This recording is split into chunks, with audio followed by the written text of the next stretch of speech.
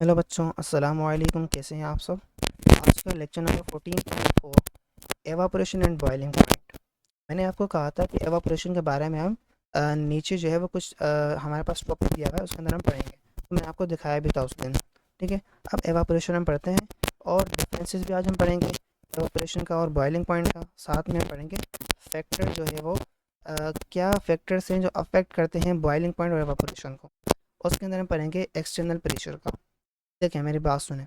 हमारे पास बहुत सारे फैक्टर्स होते हैं जो एवापोरेशन को भी अफेक्ट करते हैं, जो बॉइलिंग पॉइंट को भी अफेक्ट करते हैं। फैक्टर्स मतलब कोई ऐसी चीज़ें बहुत सारी, जैसे आपके सामने मैं क्या कहूँ कि हाँ, ह्यूमिडिटी हो गया, सराउंडिंग में जो आपके एटमॉस्फेयर है उसके अंदर। देखें, आप देखते हैं किसी दिन गर्मी होती है, किसी दिन घिम वाला मौसम होता है बारिश के मौसम के अंदर, तो इसे हम ह्यूमिडिटी कहते हैं। ठीक है, ह्यूमिडिटी समझ में नहीं आया तो उसको छोड़ दो। आप ये भी देख लो कि कभी गर्मी होती है, कभी ठंडी होती है। आप ये वाली चीज़ें देख लें। तो अगर मैं आपको सिंपल वर्ड्स के अंदर कहूँ ना, ऐसी चीज़ें जिनसे आपकी एवापोरेशन चेंज हो, जिनसे आपकी बॉइलिंग पॉइंट के अंदर अफेक्ट आए, चेंज हो, फ़र्क हो, तो इसको हम कहते हैं इफेक्ट, इसे हम कहते हैं फैक्टर्स। ठीक है, ये फैक्टर्स होते हैं। तो उनके उन फैक्टर्स में से एक फैक्टर होता है एक्सटर्नल प्रेशर, वो हम समझेंगे। तो सबसे पहले हम समझते हैं एवापोरेशन एंड बॉइलिंग पॉइंट। तो आपको बॉइलिंग पॉइंट भी पता है, एवापोरेशन भी पता है। बेसिकली आपको रिकॉल करवाना है कि होता क्या है। बट ये जो रिकॉल होगा ये बेसिकली कॉन्सेप्चुअल होगा। तो बिस्मिल्लाहिर्रहमानिर्रहीम। अब हम बात करते हैं पानी को। अगर वाटर को हम रखें ओपन कंटेनर के अंदर एक्सटर्नल प्रेशर में, सराउंडिंग में आपने क्या लिया, एक कंटेनर ले लिया। अगर आप एक कंटेनर लेते हैं, उसके अंदर आप क्या करते हैं, पानी को रख देते हैं। हमने पानी को रख दिया, एक कंटेनर, इसके अंदर पानी पड़ा हुआ है यहाँ तक। चले, पानी भी रख दिया हमने। ये लग रहा है ना? अच्छा लग रहा है? Okay, thank you. अब हमने क्या किया, पानी को रख दिया एक्सटर्नल प्रेशर के अंदर।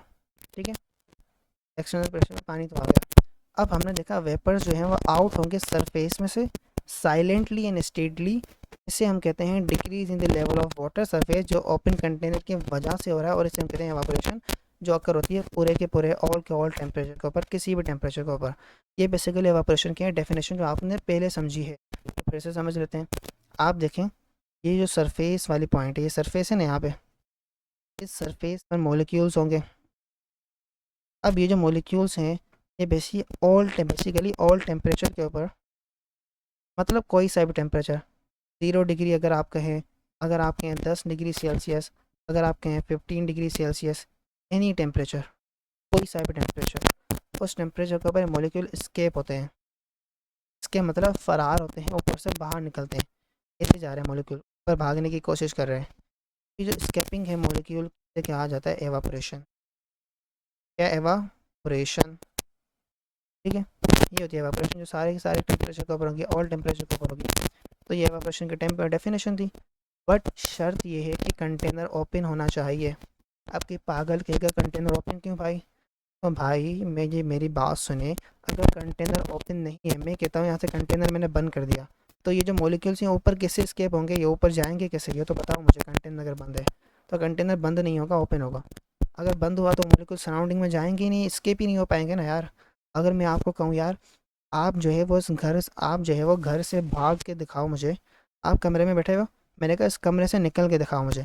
मैंने शर्त रखी कि मैं दरवाजे विंडो सब कुछ बंद कर दूंगा। तो आप मुझे बताओ, आप निकलोगे कैसे कमरे से? नहीं निकलोगे ना। ये वाली बात है। आपने दरवाज़ा ही नहीं खोला तो मॉलिक्यूल बाहर कैसे जाएंगे? तो उस वजह से ऊपर कोई सी भी चीज़ है वो ढक्कन वगैरह कुछ भी नहीं होना चाहिए, कंटेनर ओपन होना चाहिए। सही। अब सवाल ये है कि अगर मैंने क्या किया, टेम्परेचर को, अगर मैं टेम्परेचर को बढ़ाता जाऊँ, तो मुझे बताओ क्या होगा, काइनेटिक एनर्जी बढ़ेगी मॉलिक्यूल की। तो मॉलिक्यूल की काइनेटिक एनर्जी बढ़ गई, तो मॉलिक्यूल की जो मूवमेंट है वो भी बढ़ जाएगी, वो भी इंक्रीज़ होगी। मूवमेंट इंक्रीज़ होगी तो मॉलिक्यूल इजीली स्केप आउट हो जाएंगे ना। तो मतलब इससे टेम्परेचर के इंक्रीज़ करने से क्या होगा, आपकी जो एवापोरेशन है, एवापोरेशन जो है वो इंक्रीज़ होगी। गलत। मुझे पता आप यही सोचेंगे, इस वजह से मैंने आपको पहले कह दिया गलत। सुने, मैंने कहा कि टेम्परेचर आपने क्या कर दिया, टेम्परेचर को इंक्रीज़ किया, उससे क्या हुआ, काइनेटिक एनर्जी बढ़ी तो मॉलिक्यूल की मूवमेंट भी बढ़ गई। तो बेसिकली टेम्परेचर के बढ़ने से आपकी जो एवापोरेशन है वो इंक्रीज़ नहीं होगी। आपकी एवापोरेशन का जो रेट है, एवापोरेशन का जो रेट है मतलब speed, speed per unit time, एक से हर एक सेकंड के लिए। यूनिट टाइम का मतलब होता है 1 सेकंड, हर एक सेकंड। ठीक है, तो आप देखेंगे टेम्परेचर के इंक्रीज़ करने से एनर्जी की इंक्रीज़ हुई, मोमेंट बढ़ी, टेम्परेचर बढ़ा, मतलब आपकी एवापोरेशन जो है उसका रेट जो है जिस रफ्तार से, जिस स्पीड से हर एक सेकंड के अंदर वो हर एक सेकंड के अंदर जैसे हो रही थी ना, वो ज़्यादा हो गई है। मतलब जो स्पीड से एवापोरेशन हो रही थी, अज्यूम इनके एक सेकंड के अंदर, एक सेकंड के अंदर आपके 10 मॉलिक्यूल जो है वो क्या कर रहे थे, एवापोरेशन कर रहे थे। अब क्या होगा, एक सेकंड के अंदर आपके 20 मॉलिक्यूल जो है वो एवापोरेशन करेंगे। तो ये बेसिकली दिखा रहा है कि रेट बढ़ गया है, स्पीड बढ़ गई है, इंक्रीज हो गया एवापोरेशन। तो वही बात, increase in temperature water increase the rate of evaporation because number of molecule escaping surface also increase. Number of molecule की बढ़ जाएंगे, एस्केप ज़्यादा होंगे। Temperature will keep on increasing until the stage will come at the water molecule acquire maximum kinetic energy. अब मैंने क्या कहा, temperature हम बढ़ाते जा रहे हैं, तो भाई बढ़ाने से कोई ना कोई पॉइंट तो आएगी ना, कोई ना कोई ऐसी पॉइंट आएगी जहाँ पे मॉलिक्यूल के पास काइनेटिक एनर्जी जो है वो मैक्सिमम होगी, मैक्सिमम काइनेटिक एनर्जी होगी। उससे ज़्यादा अगर हम टेम्परेचर बढ़ाने की कोशिश करेंगे तो काइनेटिक एनर्जी चेंज नहीं होगी, आपकी जो है वो स्टेट चेंज हो जाएगी। सॉलिड जो है वो, लिक्विड जो है वो गैस के अंदर कन्वर्ट हो जाएगा। वही बात आप देखें, मैक्सिमम काइनेटिक एनर्जी अचीव होगी while in a liquid state. जो हीट फर्दर प्रोवाइड करेंगे स्टेज के ऊपर, वो यूटिलाइज हो जाएगी लिक्विड को गैस में कन्वर्ट करने में। या फिर से सुने, मैंने कहा कि अगर हम ये जो लिक्विड है, ये जो ऊपर लिक्विड था, इसको हम इसकी अगर हमने बात की तो हमने कहा कि टेम्परेचर को बढ़ाने से आपकी रेट ऑफ एवापोरेशन बढ़ जाएगी। तो हमने फिर से कहा कि भाई एवापोरेशन बढ़ तो जाएगी, हमने पढ़ा था टेम्परेचर को बढ़ाने से, बढ़ाते बढ़ाते आपकी जो है वो लिक्विड जो होगा वो गैस के अंदर कन्वर्ट हो जाएगा। तो मतलब वो कोई ना कोई स्पेसिफिक टेम्परेचर होगा जिसमें लिक्विड गैस में कन्वर्ट होगा। इसको हमने वाटर बॉइलिंग पॉइंट कहा था। ठीक है, बॉइलिंग कहा था ना। बॉइलिंग पॉइंट क्या है, वो टेम्परेचर जहाँ पे लिक्विड गैस में कन्वर्ट हो। तो मतलब आपकी एवापोरेशन इंक्रीज़ होगी, मगर किस पॉइंट तक इंक्रीज़ होगी, जिस पॉइंट तक आपके पास मैक्सिमम काइनेटिक एनर्जी अचीव नहीं हो सकती लिक्विड के अंदर। अगर आपके पास लिक्विड है उसके अंदर मैक्सिमम काइनेटिक एनर्जी अचीव हो गई, इन केस ऑफ वाटर क्या होगा, वो 100 डिग्री सेल्सियस टेम्परेचर होगा। अगर आप वाटर की बात कर रहे हैं तो आपने वाटर के अंदर क्या किया, काइनेटिक एनर्जी बढ़ाया, आपने देखा टेम्परेचर 100 डिग्री सेल्सियस आ गया, और 100 डिग्री सेल्सियस के ऊपर आपका जो पानी है, वाटर है, लिक्विड स्टेट के अंदर, उसके पास क्या होगी, मैक्सिमम काइनेटिक एनर्जी। अब आप फर्दर अगर आप प्रोवाइड करेंगे ना एनर्जी, उससे आपका रेट ऑफ एवापोरेशन नहीं होगा, कुछ रेट ऑफ एवापोरेशन का इफेक्ट नहीं आएगा, आपकी बॉइलिंग हो जाएगी, आपका पानी जो है वो बॉयल होगा, और वो वाटर से वो गैस के अंदर कन्वर्ट हो जाएगा, वेपर्स के अंदर कन्वर्ट हो जाएगा, वेपर में कन्वर्ट हो जाएगा, ये वाली बात। तो बेसिकली आप देखें यहीं पर कि फर्दर अगर हम प्रोवाइड करेंगे उसी स्टेज के ऊपर वो यूटिलाइज हो जाएगा स्टेट को चेंज करने में। ठीक है, while keeping the temperature of water constant. अगर मैंने आपको कहा कि लिक्विड गैस में कन्वर्ट होगा तो सारी एनर्जी कन्वर्जन में लग जाएगी, टेम्परेचर कॉन्स्टेंट रह जाएगा, वही सेम बात। तो इसको कहा जाता है बॉइलिंग। अच्छा जी, आपने कॉन्सेप्ट तो पूरा पढ़ लिया, लेकिन भाई प्रैक्टिस कहाँ से करोगे? तो इस प्रैक्टिस के मसले को हल करने के लिए पंजाब का मंजर आप सब लोगों के लिए लेके आ रहा है बिल्कुल exam ditto copy related practice grand test. इसके अंदर फिजिक्स के, केमिस्ट्री के आपके सारे के सारे चैप्टर वाइज हैं। अगर आपको एक्सेस करना है, अभी डिस्क्रिप्शन में जाओ और अटेंड करो, जो सीखा है उसको अप्लाई करो, तभी तो मार्क्स आएंगे। ठीक है। इसके अलावा अगर आपको नोट्स चाहिए, आपने कहा लेक्चर तो बहुत बड़ा है, हमें पेपर की तैयारी करनी है, तो उसके लिए अगर आपको नोट्स चाहिए, आप हमारे नोट्स बिल्कुल ये हाई क्वालिटी वाले प्रीमियम ले सकते हैं, इस्तेमाल कर सकते हैं। अगर ये आपको बिल्कुल फ्री में चाहिए, अभी डिस्क्रिप्शन में जाओ, तुम्हें व्हाट्सएप ग्रुप की लिंक बना, तुम्हें हमारे व्हाट्सएप चैनल की लिंक बने, या तुम हमारे इस नंबर पे तुम्हें नजर आ रहा है, यहाँ पे नीचे ऊपर नंबर है, इस पे जाके मैसेज करो, उसमें हमें नोट्स हैं, हम आपको ग्रुप में ऐड कर देंगे, और वहाँ पे सारे के सारे ऐसे हाई क्वालिटी प्रीमियम नोट्स का आपको मिलेगा एक्सेस, आपके chapter 1 chapter 2 physics bio chemistry में तमाम सभी। ठीक है। इसके अलावा हमारे प्यारे बच्चे कहते हैं सर, हमें अभी भी तैयारी नहीं हो रही है, हमें समझ नहीं आ रहा हम कैसे पेपर मिला है। तो जी, पंजाब का मंजन आपके लिए तमाम सब्जेक्ट्स की तैयारी करवाने के लिए पूरे के पूरे 5 सब्जेक्ट लेके आ चुका है, पूरी 1 साल की बेच, सिर्फ और सिर्फ पूरे साल के 15,000 रुपए में।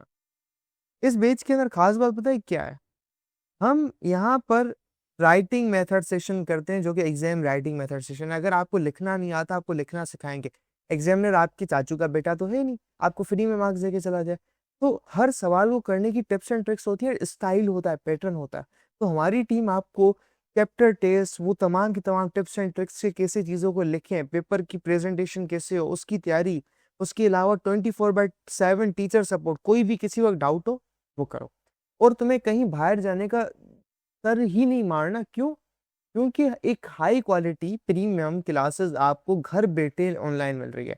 तो जी क्यों इन लोकल एकेडमियों में धक्का खाना है? तो ये हमारी टीम आपको सर्व कर रही है। अब आपने क्या देखा?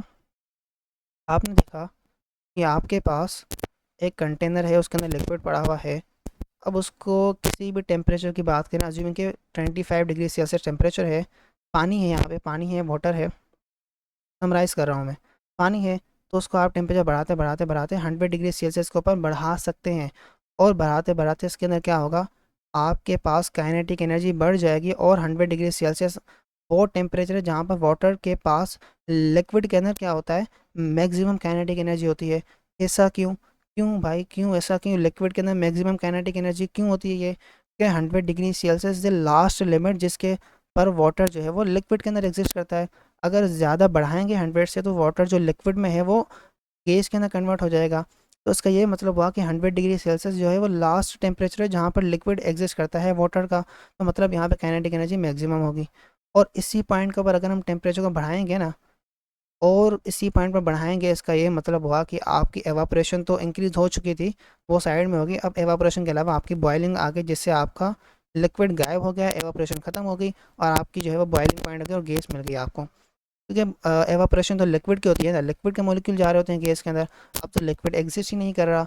आपने इस टेम्परेचर के ऊपर आगे, इस पर्टिकुलर टेम्परेचर पर आगे, जिसको आपने नाम दिया था बॉइलिंग पॉइंट का, तो आपकी बॉइलिंग पॉइंट अचीव हो गई ना, तो आपकी एवापोरेशन गायब हो जाएगी, ख़त्म हो जाएगी। क्या आपका लिक्विड ख़त्म हो गया, आपका लिक्विड जो है वो गैस में कन्वर्ट हो गया।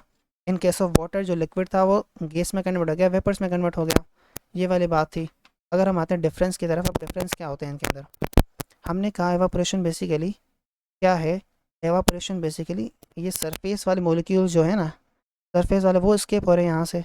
तो सिंपल ज़बान के अंदर भाई एवापोरेशन सरफेस फिनोमेना हुआ ना, ये स्लोली होगा, हर एक टेम्परेचर के ऊपर होगा।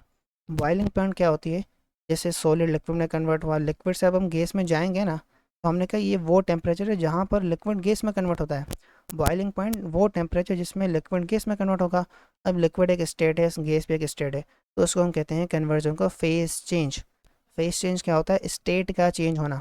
सॉलिड का लिक्विड में, लिक्विड अगर गैस में जा रहा है, तो बेसिकली ये एक स्टेट है जो चेंज है।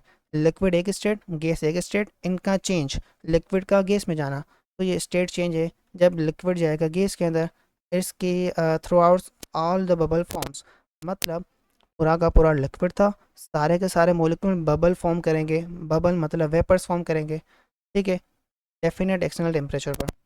जो आपका सराउंडिंग होगा, ये आपका सराउंडिंग है, यहाँ से जो बाहर से जो प्रेशर आ रहा है, प्रेशर आ रहा है, आपने कोई कुछ भी लगाया हुआ है, सराउंडिंग से जो एटमॉस्फेरिक प्रेशर है वो कांस्टेंट रहेगा, ठीक है, इसको देख करके। अब यह कर होती है सारे टेम्परेचर पर। और बिलो द बॉइलिंग पॉइंट, अब देखें यहाँ पे कहा जा रहा है बिलो द बॉइलिंग पॉइंट, ये इंक्रीज होगा विद इंक्रीज इन टेम्परेचर। मैंने आपको कहा टेम्परेचर बढ़ाएंगे बढ़ाएंगे आपकी एवापोरेशन बढ़ेगी, मगर अगर आप बॉइलिंग पॉइंट पर पहुंच गए तो आपकी एवापोरेशन ख़त्म, आपका लिक्विड जो है वो गैस में कन्वर्ट हो जाएगा। तो अगर आप यहाँ पे कह सकते हैं below the boiling point correct होगा। अगर बिलो बॉइलिंग पॉइंट होगा तभी ही इंक्रीज टेम्परेचर करने से आपकी एवापोरेशन बढ़ेगी। अगर बॉइलिंग पॉइंट आ गई और उससे ज़्यादा वाले टेम्परेचर की बात करेंगे तो आपका लिक्विड एग्जिस्ट ही नहीं करेगा वहाँ पे।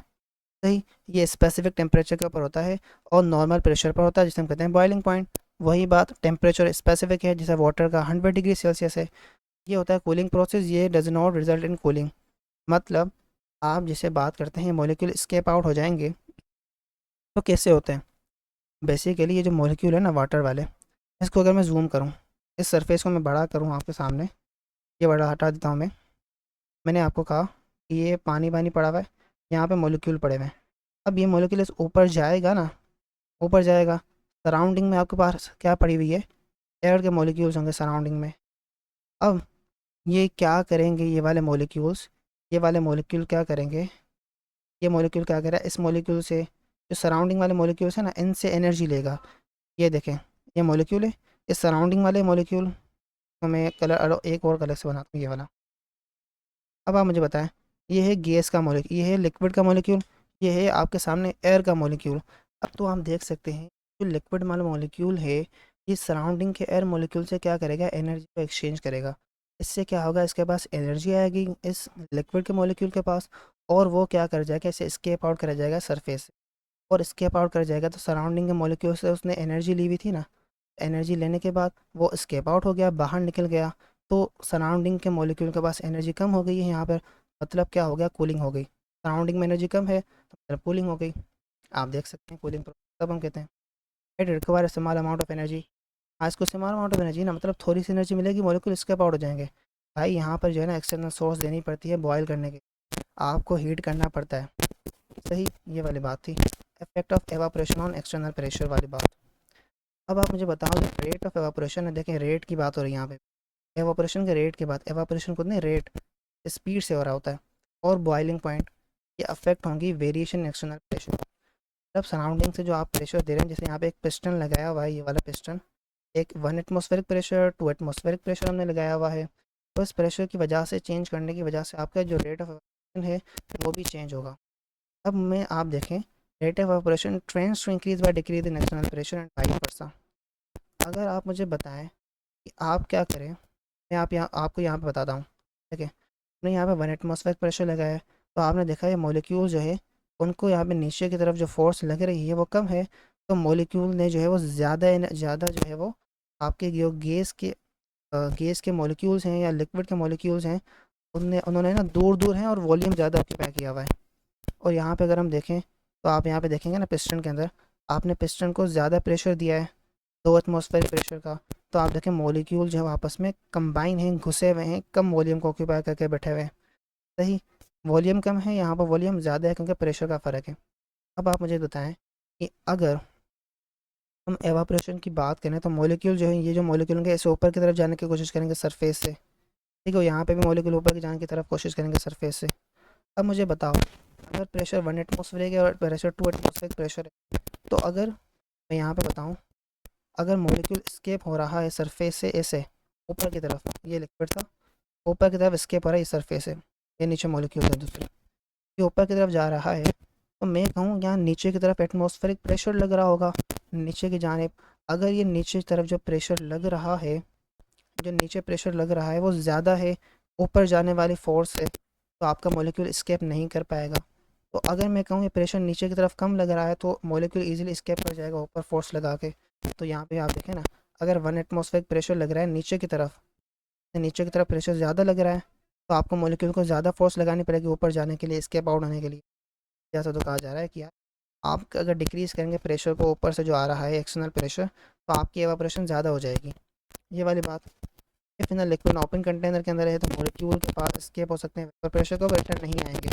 अगर मुझे कहा जा रहा है कि अगर आप क्या करें, ये देखें, ये वाली सिंपल बात है, हमने जो है वो पिस्टन नहीं लगाया। अगर पिस्टन नहीं है तो कंटेनर खुला हुआ है, मॉलिक्यूल एवापोरेशन करके सराउंडिंग में जाके स्केप आउट हो जाएंगे, वापस नहीं आएंगे लिक्विड के अंदर। हाँ ना, अगर पिस्टन आपने लगाया हुआ है तो मॉलिक्यूल स्केप हो गया, ऊपर गया, पिस्टन से टकरा के फिर से लिक्विड में आ जाएगा नीचे, सिंपल। तो increase in external pressure force molecule to return back into the liquid, और एवापोरेशन डिफिकल्ट होगी। आप देख रहे हैं ना यहाँ पे, अगर मैंने प्रेशर बढ़ा दिया तो मॉलिक्यूल नीचे की तरफ आएंगे, मॉलिक्यूल से नीचे आएगा तो एवापोरेशन हो ही नहीं पाएगी ना, एवापोरेशन ऊपर की तरफ मॉलिक्यूल को कहते हैं, और प्रेशर हम नीचे लगा रहे हैं। तो मॉलिक्यूल अगर ऊपर जाने की कोशिश भी करेगा, प्रेशर ज़्यादा है तो मॉलिक्यूल नीचे की तरफ गिरेगा, मॉलिक्यूल नीचे आ जाएगा, सिंपल। अब आप मुझे बताओ, अब सिंपल मैं बोल रहा हूँ, अगर आप बॉयल करते हैं लिक्विड को तो क्या होता है, बबल फॉर्म होते हैं इनसाइड द कंटेनर, मतलब वेपर्स कन्वर्जन होती है, लिक्विड जो है वो गैस में कन्वर्ट होगा, वेपर्स में कन्वर्ट। तो which then rise the surface, मतलब जो सरफेस के ऊपर आएंगे ना, आपने हीट प्रोवाइड की, जो मॉलिक्यूल ऊपर की तरफ आते आते सरफेस पर पहुंच जाएंगे, और देन जो है वो गैस में कन्वर्ट हो जाएंगे। टेम्परेचर बढ़ा दिया है हमने, ठीक है, और इस टाइम के ऊपर जो टेम्परेचर होगा वो कांस्टेंट होगा, क्योंकि आप क्या कर रहे हैं, बॉइलिंग कर रहे हैं, लिक्विड को गैस में कन्वर्ट कर रहे हैं। All the gas molecule boil over, मतलब सारे गैस के मॉलिक्यूल जो है वो लिक्विड के अंदर कन्वर्ट हो जाएं। इस टेम्परेचर पर लिक्विड की बॉइलिंग पॉइंट पर ही कन्वर्जन होगी। ठीक है, अगर वाटर की बात करें तो वो 100 होती है, ठीक है। अगर मैं हम नॉर्मल ज़बान के अंदर बात करें, जैसे हम कराची, हैदराबाद के अंदर अलग अलग सिटीज़ के अंदर रह रहे हैं ना, तो अगर कराची की बात करें या आप नॉर्मली बात करें, वाटर की बॉइलिंग पॉइंट क्या होती है? 100 होती है। अगर हम मरी की तरफ जाएँ तो आप देखेंगे टेम्परेचर 98 डिग्री सेल्सियस के ऊपर वाटर जो है वो बॉयल हो जाएगा। वैसा क्यों? आपको पता है मरी के साइड क्या होता है, आपके जो सराउंडिंग का जो प्रेशर लग रहा होता है, एटमॉस्फेयर जो बना हुआ है उसका जो प्रेशर लग रहा होता है वो कम होता है। एज़ कम्पेयर टू आप कराची में बैठे हुए हैं, आप हैदराबाद में बैठे हुए हैं, आप लाहौर में बैठे हुए हैं, कहीं भी बैठे हुए हैं, वहाँ पर टेम्परेचर जो प्रेशर जो है वो 1 टोर 1 एटमॉस्फेरिक प्रेशर इतना होता है, 760 टोर होता है, सॉरी 760 टोर 1 एटमॉस्फेरिक प्रेशर इतना होता है आपके सराउंडिंग का एक्सटर्नल प्रेशर। तो आपकी बॉइलिंग पॉइंट जो है जनरल 100 डिग्री सेल्सियस होता है वाटर की। अगर मरी की तरफ जाएँ तो आपका प्रेशर कम होगा ना, मरी की तरफ जाएँ तो आपके अंदर जो एयर है उसका प्रेशर कम होगा, जो एटमॉस्फेरिक प्रेशर उसका एक्सटर्नल प्रेशर कम होता है। अब क्यों होता है वो हमारे काम की बात नहीं है। तो अगर प्रेशर कम होगा, इस वजह से क्या होता है आपके वाटर की बॉइलिंग पॉइंट कम होते हैं, वाटर कम एनर्जी प्रोवाइड करने से आपका वाटर बॉयल हो जाता है, जल्दी बॉयल हो जाता है। तो ये क्या हुई, आपकी बॉइलिंग इंक्रीज़ हुई मतलब, और बॉइलिंग क्या हुई, डिक्रीज़ हुई। आपने देखा 100 से 98 आई। अगर आपके सराउंडिंग का एक्सटर्नल एटमॉस्फेरिक प्रेशर अगर लोअर होगा, अगर प्रेशर कम होगा, एटमॉस्फेरिक प्रेशर जो है वो कम होगा, तो आपने देखा बॉइलिंग पॉइंट भी कम हो रही है। मगर एटमॉस्फेरिक प्रेशर के कम होने से आपकी जो एवापोरेशन है वो इंक्रीज़ हो रही थी। आपने ये देखा ना, आपने देखा कि trends to increase by decrease in external pressure, ये वाली पॉइंट आप देखें, एवापोरेशन इंक्रीज होती है एक्सटर्नल प्रेशर को डिक्रीज करने से।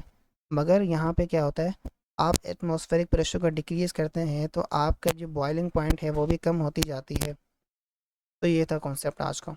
आई होप आपको समझ में आया होगा इफ़ेक्ट क्या होते हैं बॉइलिंग पॉइंट के ऊपर, एवापोरेशन के ऊपर, और डिफरेंसेस क्या होते हैं, और आपके पास एवापोरेशन क्या। आई होप आपको समझ में आया। तो मिलते हैं नेक्स्ट लेक्चर के अंदर, तब तक के लिए गुड बाय, अस्सलाम वालेकुम।